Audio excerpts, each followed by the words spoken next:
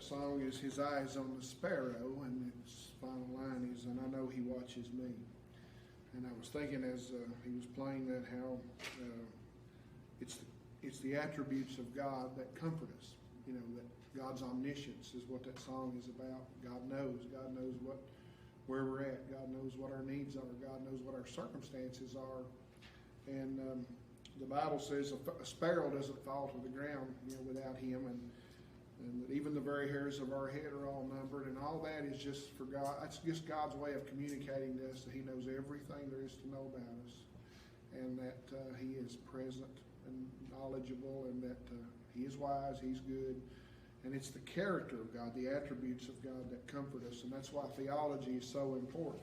I've heard preachers say, I've had preachers speak disparagingly of theology, like, you know, it was all about empty heads and things of that, or full heads and empty hearts.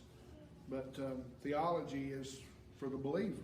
The Christian should study God so that he knows God, so that God, the truth about God is what will comfort you and strengthen you in all of the different seasons of life. You know, it's the character of God that will, you know, keep your feet on the ground when you're enjoying blessing and prosperity. And it's the character of God that will sustain you and strengthen you and carry you when life turns dark and difficult. And we all go through those ebbs and flows. But I promise you, you know this is true. Most of you who are, you know, at least as old as I am, you know that there are times in life when no one can say anything that will help, and no one has an answer, and no one can change the circumstances. And all you've got to lay your head on when you go to bed at night is what you know to be true about God. When it's not, and that's greater than feelings, isn't it? You know, it's a lot greater than